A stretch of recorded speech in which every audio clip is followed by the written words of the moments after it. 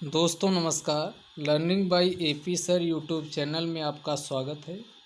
आज उत्तराखंड लोक सेवा आयोग का नोटिफिकेशन आउट हो चुका है, जिसे उत्तराखंड पीसीएस के नाम से जाना जाता है और ये अपर है। इसे उत्तराखंड के अलावा भारत के किसी भी राज्य के व्यक्ति के द्वारा इस फॉर्म को फिल किया जा सकता है, भरा जा सकता है। तो यहाँ विज्ञापन प्रकाशन की तिथि आपको दिख रही होगी, 10 अगस्त 2021 है। ऑनलाइन आवेदन करने की अंतिम तिथि जो रखी गई है 30 अगस्त है। तो आप सभी लोग इसे इंतज़ार ये लास्ट डेट का मत रखिए, क्योंकि इससे क्या होता है कि सर्वर प्रॉब्लम आ जाती है, सर्वर ट्रैफिक की समस्या हो जाती। तो आप 1-2 दिन में इस फॉर्म को ज़रूर भर दीजिए।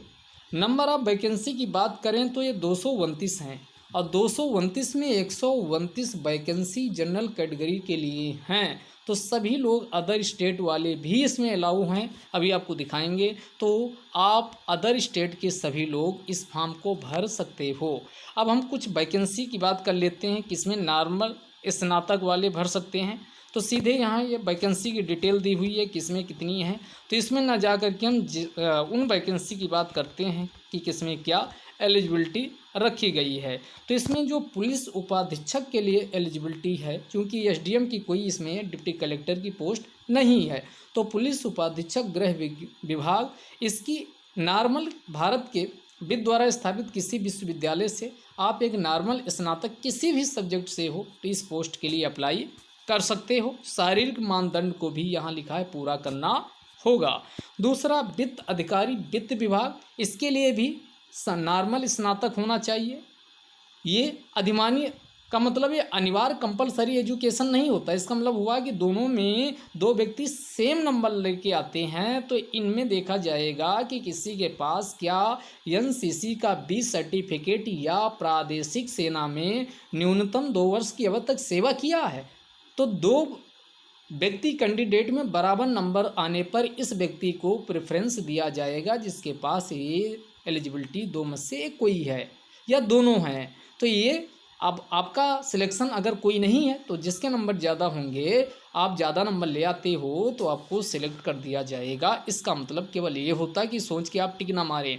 अगला है, इसे सहायक संभागीय परिवहन अधिकारी, इसी को ARTO कहा जाता है। इसके लिए भी क्या लिखा है देखिए, नॉर्मल स्नातक होना चाहिए, कोई स्पेशल एलिजिबिलिटी नहीं। अगला, सहायक निदेशक MSP, इसमें भी नॉर्मल स्नातक होना चाहिए। अगला, जिला पूर्ति अधिकारी, इसके लिए भी नॉर्मल स्नातक होना चाहिए, किसी भी सब्जेक्ट BA BSc या कोई भी स्ट्रीम से अगर आप हो तब भर सकते हो। अगला, फिर सभागी मार्केटिंग जो ऑफिसर है, इसके लिए भी नॉर्मल स्नातक होना चाहिए और आपका हिंदी भाषा का ज्ञान होना चाहिए, देवनागरी लिपि का।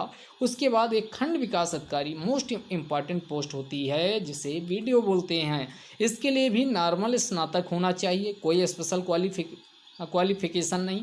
अगला, सहायक निबंधन सहकारिता गन्ना एवं चीनी विभाग, इसके लिए भी नॉर्मल स्नातक होना चाहिए। अगला, श्रम, ये आप नहीं भर सकते सभी लोग, ये वही भर सकते हैं जिनमें देखो अर्थशास्त्र, समाजशास्त्र, वाणिज्य, विधि, श्रम संबंध, श्रम कल्याण, समाज कार्य कल्याण, व्यापार प्रबंध, कार्मिक प्रबंधन विषय इत्यादि से स्नातक होना चाहिए। ये है तब इसमें टिक मारिए, नहीं है तो ये आप इस पोस्ट के लिए एलिजिबल नहीं है। अगला, बॉयलर, जो सहायक निदेशक होता है बॉयलर का, इसमें आपका मैकेनिकल या इलेक्ट्रिकल इंजीनियरिंग होनी चाहिए, स्नातक होना चाहिए, तब ये फॉर्म भर सकते हो। तो इसके लिए सभी लोग एलिजिबल नहीं हैं। जो कृषि से एग्रीकल्चर से BSc किए हैं उनके लिए ये एक स्पेशल पोस्ट इसमें देखिए, सहायक गन्ना आयुक्त। सहायक गन्ना आयुक्त, गन्ना विकास एवं चीनी उद्योग, इसमें लिखा है एग्रीकल्चर से स्नातक अर्थात BSc होना चाहिए। तो सभी लोग इसके लिए भी एलिजिबल नहीं है। अगला, उप शिक्षा अधिकारी, स्टाफ ऑफिसर, प्रारंभिक शिक्षा निदेशक, माध्यमिक शिक्षा निदेशक, इसके लिए क्या होना चाहिए, इसके लिए किसी भी सब्जेक्ट से PG होना अनिवार्य है, PG होना अनिवार्य है इसके लिए। उसके बाद, सहायक निदेशक मत्स्य पशुपालन, तो इसके लिए वही जूलॉजी से आपका क्या होना चाहिए, MSc होना चाहिए। अगला, संस्कृत विभाग का सहायक निदेशक, तो संस्कृत से आचार्य होना चाहिए, तो ये नॉर्मल स्नातक पोस्ट नहीं है, सभी लोग इसको भी नहीं भर सकते। जिला पर्यटन विकास अधिकारी, पर्यटन विभाग, इसके लिए पर्यटन या होटल मैनेजमेंट अगर कोई किया है तो वह तभी वो भर सकता है। तो ये एलिजिबिलिटी अलग अलग पोस्ट के लिए दी हुई है।